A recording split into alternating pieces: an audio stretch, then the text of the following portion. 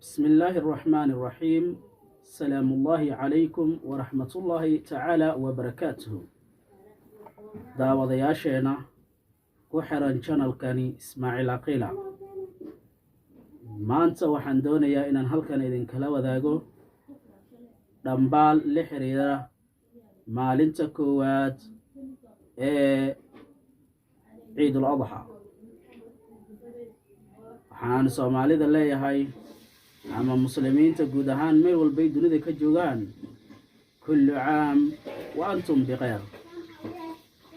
ciidul caafiya, ciid mubaarak.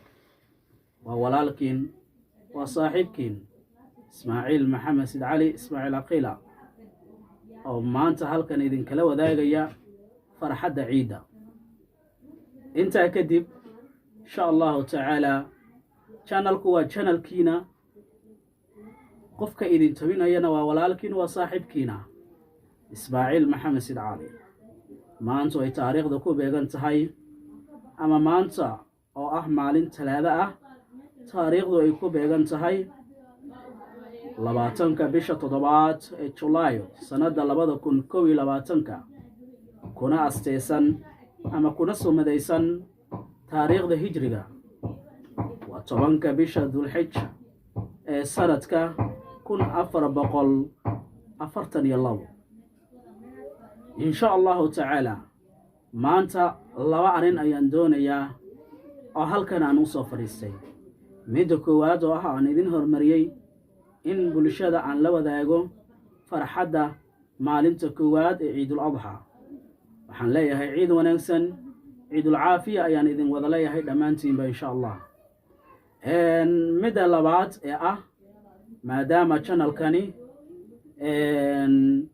uu yahay channel gordhow aan hawada soo geliyey uguna talagalay bulshada in wax walba ay u baahan yihiin, gaar ahaan innagoo diiradda ku saari doona dhinacyo badan, haba ugu badnaadaane xagga diinta, qisooyin la xiriira aan halkan idinkugu soo bandhigi doono insha allahu tacaala. umuuro kale oo fara badan aan idin qorsheeyeyna waa ay jiraan, iyana kama marnaa inaan halkan idinkugu soo bandhigo insha allahu tacaala.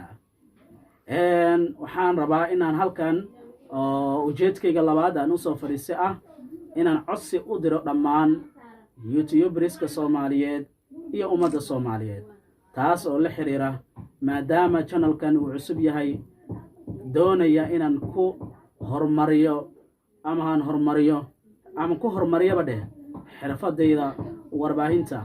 aan isleeyahay bal bulshada waxa aad isleedahay way u baahan yihiin halkan ugu gudbi, ayaa waxaan bulshada doonaya inaan iyagana aan ka codsado in channelkan ay igala shaqeeyaan ama ay igu saacidaan in ugu yaraan muddo 3 maalin gudihiisa ay dhiirigelinsa ay ugu noqoto in uu channelka ugu yaraan gaaro 1000 subscribe ama in ka badanba haddii la gaarsiin karo, ayaan ka codsanayaa bulshada Soomaaliyeed, ummadda Soomaaliyeed guud ahaan meel walba ay joogaan ee muslimiinta ah.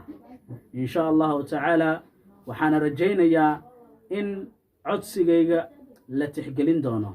youtubers ama qof shakhsiya ama nooc walba oo ahaaw, channelkan waxaa ii muhiima inaad subscribe saarto si aan u arko jaceylka iyo ahmiyadda aad ii haysaan in qof walaalkiina ah haddana dadka baahiyaha gaarka qaba ah horumar inuu sameeyo jecel si aad u saacidi kartaan ayaan halkan ka dareemi doonaa biidni illaah.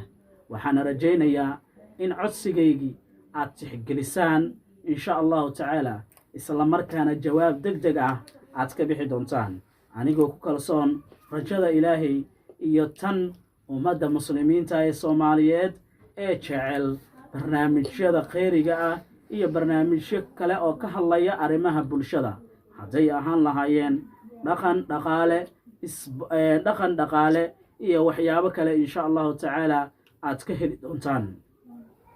haddii insha allahu tacaala aad gaarsiisaan qeybo badan oo hadda aan idin qarinayana insha allah halkan ayaan idinkugu soo gudbin doonaa biidni illaahi albaari. adigaas ayuu channelkan kuu baahan yahay, adigaas ayaa horumarin kara, adigaas ayaa channelkani sida ugu dhaqsiyaha badan fariintiisa ku gudbin kara. ugu yaraan qofka waxaan ka codsanayaa qof waliba oo Soomaaliyeed si youtuberska soomaaliyeed ay u arkaan barnaamijkan ama codsigan aan halkan ugu gudbinayo in fariintayda aad gaarsiisaan, aad u gudbisaan. sideed ku gaarsiinaysaa? inaad barnaamijka subscribe-ta aad saarto kow oo taageerada aad ii muujinaysaa. labo inaad like-ta saarto, waxba kuguma aha, anna dhiirigelinay ii wada noqonayaan labadaasba. iyo midda saddexaad oo ah inaad share garayso si ummad badan oo Soomaaliyeed codsigayga ama fariintayda ay u gaarto insha Allah. mar kale waxaan idinka rajaynayaa biidnillaahi albaari in codsigayga aad tixgelin doontaan, fariin degdeg ahna aad ka bixi doontaan insha Allahu tacaala. ma noqon doonto channelkan in lagu soo gudbiyo waxyaabo lidi ku ah diinta islaamka. biidnillah waxaan idinkugu soo bandhigi doonaa waxyaabo alla ilahe aan isleeyahay diinta islaamkana wax uma dhibi doonto, bulshada Soomaaliyeedna waxay ka heli doonaan horumar iyo sidoo kale nashaad badan insha Allahu tacaala aan halkan idinkugu soo bandhigayo. fadlan mar kale codsigayga tixgeliya oo muujiya sida aad taageerada aad ugu noqon kartaan walaalka noocaana, si dad badan oo Soomaaliyeed ay banaanka u soo baxaan oo noocayga ah. micnaha waxaan ka wadaa dad badan oo ah dadka baahiyaha gaarka qaba ee u baahan in hadda nolosha aanan horumar badan ka samaynin, si ay igu soo daydaan ay u soo baxaan insha Allahu tacaala. waxaan doonayaa inaan tusaale cad u noqdo dadka baahiyaha gaarka qaba, inay iyana bulshada kale la mid noqon karaan, horumarin karaan naftooda, dadaal badan ay samayn karaan mar walba insha Allahu tacaala. waxaan rajaynayaa inaad arrintaasi ka falceli doontaan. mar kale waxaan idin leeyahay insha Allahu tacaala ciid wanaagsan, kullu caam wa antum bikhayr. codsigayga maanta labadaasi qodob ayuu ku qodsamay biidnillaahi albaari. waxaan doonayaa barnaamijkayga inaan halkan ku gabagabeeyo, maadaama barnaamijka asaliyan aan ku gudbin jiray qaab maqal ah. insha Allahu tacaala hadda waxaa ii suura gashay inaan ku gudbin karo barnaamijka qaab muuqaal ah. insha Allahu tacaala aan kusoo fariisan karo mar waliba. sida aad ka dareemaysaan muuqaalada xalay iyo maanta kan hadda aan idiin soo gelinayaba, waad fahmaysaan marka horumarka xoogaha yar aan sameeyey. marka waxaan codsanayaa inaad arrintaas igala shaqaysaan. idinkan wax lagu noqon karaa Soomaaliyey, idinkan wax ku noqon karaa Soomaaliyey. waan ogahay in dad badan oo jecel noocayga iyo nooc la mid ah inay horumar sameeyaan ay idinkugu jiraane. arrintaa tixgeliya insha Allahu tacaala, codsigaasna sameeya biidnillaahi albaari. guud ahaan intaas ayaan kusoo gabagabaynayaa maanta barnaamijkayga yar ama kilibkayga yar aan ugu talagalay inaan codsi ku jeediyo bulshada Soomaaliyeedna aan kula wadaago farxadda maalinta koowaad ee ciidul adxaa. inta barnaamijkan midkiisa xiga aynu ku kulmi doonno, waa saaxiibkiin Ismaaciil Caqiila oo idinkaga tegaya sidaas iyo nabaadiino. nooli kulanti dambe oo xiiso leh. bye bye.